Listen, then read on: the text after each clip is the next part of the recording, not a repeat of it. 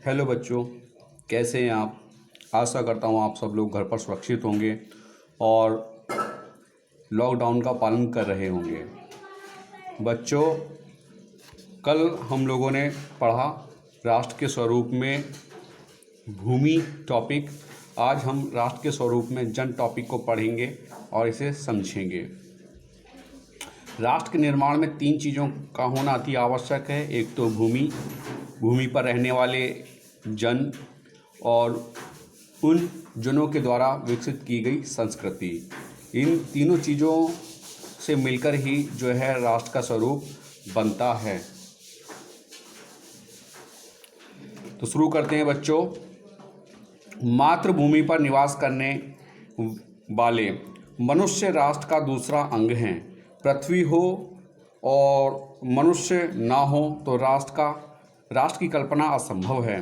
पृथ्वी और जन दोनों के सम्मिलन से ही राष्ट्र का स्वरूप संपादित होता है। जन के कारण ही पृथ्वी मातृभूमि की संज्ञा प्राप्त करती है। पृथ्वी माता है और जन सच्चे अर्थों में पृथ्वी का पुत्र है। कहने का तात्पर्य यह है, भूमि का अस्तित्व जन के ही कारण है। अगर जन है तभी भूमि माता कहलाती है। अगर कोई भूमि जीवन रहित है तो वहाँ पर उसको माता का नाम दे पाना एक असंभव सी बात है। यहाँ पर पृथ्वी माता है और जन सच्चे अर्थों में पृथ्वी का पुत्र है। माता भूमिया पुत्राम पृथ्वीव्या, अर्थात भूमि माता है, मैं उसका पुत्र हूँ। जन के हृदय में इस सूत्र का अनुभव ही राष्ट्रीयता की कुंजी है। इसी भावना से राष्ट्र निर्माण के अंकुर उत्पन्न होते हैं। अर्थात कहने का तात्पर्य ये है, हम अगर अपनी जन्मभूमि से प्रेम करते हैं, अपनी राष्ट्रभूमि से प्रेम करते हैं, तो यही वो रास्ता है जो हृदय के अंदर हमें राष्ट्रीय भावना का निर्माण करने की प्रथम कड़ी के रूप में आगे बढ़ाता है।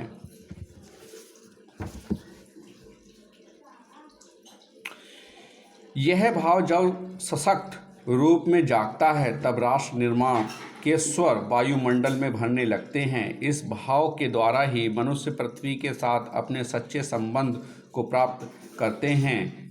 जहाँ यह भाव नहीं है वहाँ जन और भूमि का संबंध अचेतन और जड़ बना रहता है। जिस समय भी जन का हृदय भूमि के साथ माता और पुत्र के संबंध को पहचानता है, उसी क्षण आनंद और श्रद्धा से भरा हुआ उसका प्रमाण भाव मातृभूमि के लिए इस प्रकार प्रकट होता है। नमो मात्रे पृथ्व्ये, नमो मात्रे पृथ्व्ये, माता पृथ्वी को प्रणाम है, माता पृथ्वी को प्रणाम है। यह प्रणाम भाव ही भूमि और जन का दृढ़ बंधन है। इसी दृढ़ भित्ति पर राष्ट्र का भवन तैयार किया जाता है। इसी दृढ़ चट्टान पर राष्ट्र का चित्त जीवन आश्रित रहता है। इसी मर्यादा को मानकर राष्ट्र के प्रति मनुष्यों के कर्तव्य और अधिकारों का उदय होता है। अर्थात जब हृदय में यह बात घर कर जाती है कि पृथ्वी ही मेरी माता है, मुझे उसी का नमन करना चाहिए, उसी के ही कणों से मेरा निर्माण हुआ है, तो जब इस तरह की बातें मन में हृदय में दृढ़ संकल्प लिए सुदृढ़ हो जाती हैं तो राष्ट्र का जो रूप है, स्वरूप है, उसका धीरे धीरे जो रूप है वो सरोकार होने लगता है और ऐसा प्रतीत होता है कि हमारा जो ये राष्ट्र है वह तैयार होता जा रहा है। इस दृढ़ चट्टान पर ही हम अपने जीवन को आश्रित रखते हैं और इसी को मर्यादा मानकर राष्ट्र के प्रति जो हमारे कर्तव्य हैं और जो अधिकार हैं उनका उदय होता है, जिसके बल पर चलकर हम अपने कर्तव्यों और अधिकारों को प्राप्त करते हैं। जो जन पृथ्वी के साथ माता और पुत्र के संबंध को स्वीकार करता है उसे ही पृथ्वी के वरदानों में भाग पाने का अधिकार है। माता के प्रति अनुराग और सेवा भाव पुत्र का स्वाभाविक कर्तव्य है। वह एक निष्काम धर्म है। स्वार्थ के लिए पुत्र का माता के प्रति प्रेम और पुत्र का अद्यतन को सूचित करता है।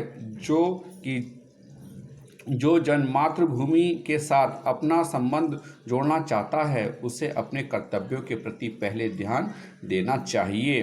कहने का तात्पर्य ये है कि वास्तविक जीवन में अधिकारों से कहीं अधिक महत्वपूर्ण और महान कर्तव्य होते हैं। अपने अधिकारों का प्रयोग ना करके बल्कि अपने कर्तव्यों का, कि हमारे अपने राष्ट्र के प्रति, अपनी मातृभूमि के प्रति क्या कर्तव्य हैं, उनको समझना चाहिए और उन कर्तव्यों का निर्वाह करना ही सर्वोपरि और प्रथम कार्य होना चाहिए। माता अपने सब पुत्रों को समान भाव से चाहती है। इसी प्रकार पृथ्वी पर बसने वाले जन बराबर हैं, उनमें ऊंच और नीच का भाव नहीं है। जो मातृभूमि के उदय के साथ जुड़ा हुआ है वह समान अधिकार का भागी है। पृथ्वी पर निवास करने वाले जनों का विस्तार अनंत है।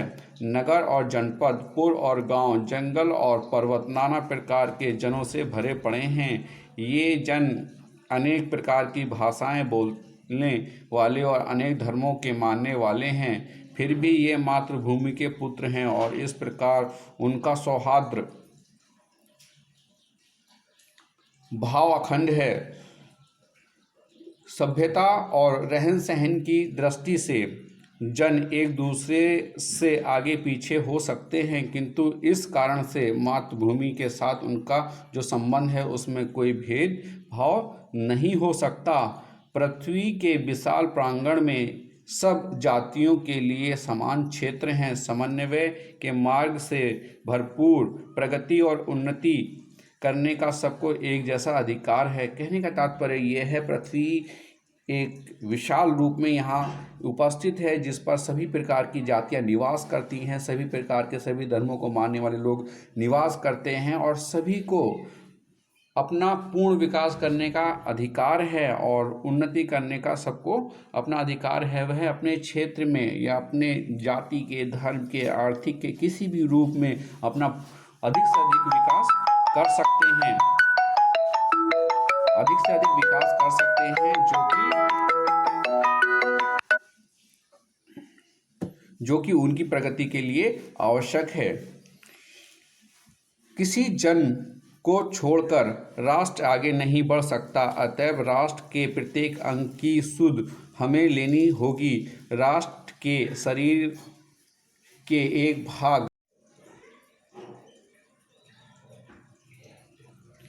किसी जन को पीछे छोड़कर राष्ट्र आगे नहीं बढ़ सकता। अतएव राष्ट्र के प्रत्येक अंग की सुध हमें लेनी होगी। राष्ट्र के शरीर के एक भाग में यदि अंधकार और निर्बलता का निवास है तो समग्र राष्ट्र का स्वास्थ्य उतने अंश में असमर्थ रहेगा। इस प्रकार समग्र राष्ट्र को जागरण और प्रगति की एक जैसी उदार भावना से संचालित होना चाहिए। कहने का तात्पर्य ये है कि अगर हमारे शरीर के किसी एक अंग में कहीं कोई कष्ट होता है तो जाहिर सी बात है कि हमारा संपूर्ण शरीर जो है पूर्ण रूप से अपना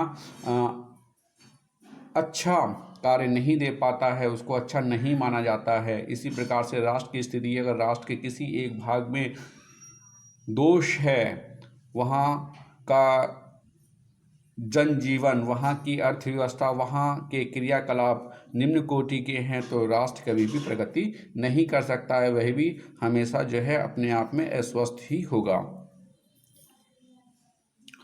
जन का प्रभाव अनंत होता है। सहस्त्रों वर्षों से भूमि के साथ राष्ट्रीय चेतना ने तादात्म्य प्राप्त किया है। जब तक सूर्य की रश्मियाँ नित्य प्रातःकाल भुवन को अमृत से भर देती हैं तब तक राष्ट्र जन का जीवन भी अमर है। इतिहास के अनेक उतार चढ़ाव पार करने के बाद भी राष्ट्र निवासी जन नई उठती लहरों से आगे बढ़ने के लिए अजर अमर हैं। जन का संततवाही जीवन नदी के प्रवाह की तरह है, जिसमें कर्म और श्रम के द्वारा उत्थान के अनेक घाटों का निर्माण करना होता है। कहने का तात्पर्य ये है कि व्यक्ति को अपने कर्तव्यों का निर्वाह करते समय अनेक प्रकार के उतार चढ़ाव जीवन में आते हैं, परंतु ये उतार चढ़ाव जो हैं जीवन की सच्चाई हैं और इन से पार पाने के बाद व्यक्ति का जो जीवन है वो आगे बढ़ जाता है और वह प्रगति को प्राप्त होता है। तो बच्चों, आज के लिए इतना ही। आज मैं इससे संबंधित आपको जो है कुछ होमवर्क देता हूँ। इसमें ये ग है, तीसरा वाला मातृभूमि पर और उत्पन्न होते हैं से लेकर, इसमें पहला प्रश्न है उपयुक्त गद्यांश का संदर्भ लिखिए और रेखांकित अंश की व्याख्या कीजिए। राष्ट्र की कल्पना कब असंभव है और पृथ्वी और जन दोनों मिलकर क्या बनाते हैं। पृथ्वी कब मातृभूमि की संज्ञा प्राप्त करती है। यह मैंने अभी आपको जन के पहले वाले स्टेंजा में से पढ़ाया था। ये रहा, यहाँ से ये दिया गया है, पृथ्वी और जन दोनों सम्मिलित हो सम्मिलन से राष्ट्र का स्वरूप संपादित होता है। इसका आपको जो है व्याख्या करनी है और इन क्वेश्चनों का उत्तर देना है। इसके बाद में आपका अगला वाला प्रश्न है, माता पृथ्वी को प्रणाम है, ध्यान देना चाहिए तक। ये इसमें उपयुक्त गद्यांश का संदर्भ लिखना है। इसके बाद में अंश की जो रेखांकित अंश है उसकी व्याख्या करनी है। कौन सा भाव जन और भूमि का दृढ़ बंधन है। पृथ्वी के वरदानों को पाने का अधिकार किसका है। और इसके बाद मातृभूमि से संबंध जोड़ने वाले को किसका ध्यान करना चाहिए।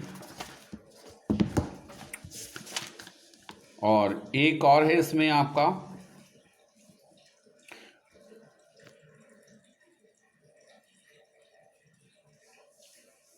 पृथ्वी के विशाल होना चाहिए। इसमें भी आपको जो है लेखक का पाठ का नाम और गद्यांश लिखना है, रेखांकित अंश की व्याख्या करनी है। प्रश्न बनता है इसमें, पृथ्वी के विशाल प्रांगण में सबको एक जैसा समान अधिकार किस दृष्टि से प्राप्त है। क्योंकि पृथ्वी सभी के लिए एक समान है और पृथ्वी से सभी को एक ही समान रूप में सारी सुविधाएं प्रदान होती हैं। हमें राष्ट्र के प्रत्येक अंग की सूद क्यों लेनी चाहिए। क्योंकि राष्ट्र के विकास में यह आवश्यक है।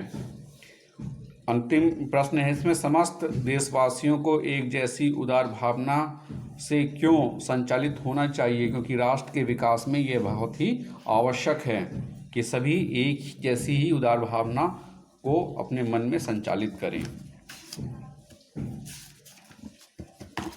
ये आपका घ वाले खंड का यहाँ पर ये अंडरलाइन दी हुई है, माता पृथ्वी को प्रणाम, माता पृथ्वी को प्रणाम। ठीक है। उसके बाद में ये आपका अणा वाला, पृथ्वी के विशाल प्रांगण में सब जातियों के लिए समान क्षेत्र है, समन्वय मार्ग से भरपूर प्रगति और उन्नति करने का सबको एक जैसा अधिकार है। तो आज के लिए बच्चों बस इतना ही। जो ये कार्य आपको दिया जा रहा है ये आज शाम 4 और 5 बजे के बीच में जब व्हाट्सएप पर आपका लिंक खोला जाएगा उस समय आपको अपना काम करके उसकी फ़ोटो कॉपी और अपना नाम लिखकर, फ़ोटो कॉपी के साथ अपना नाम भी लिखेंगे, नाम लिखकर मेरे को व्हाट्सएप एक कॉपी कर देंगे, फ्रंट वाली पहली वाली, और उसी से आपकी अटेंडेंस मान ली जाएगी। ये कार्य सभी को करना अनिवार्य है। अगर कोई अपनी अटेंडेंस नहीं लगवाता है तो वो अब्सेंट माना जाएगा ऑनलाइन क्लासेस में। तो जागरूक रहिए, अपने घर पर रहिए और कार्य को करते रहिए। आज के लिए इतना ही। Have a nice day.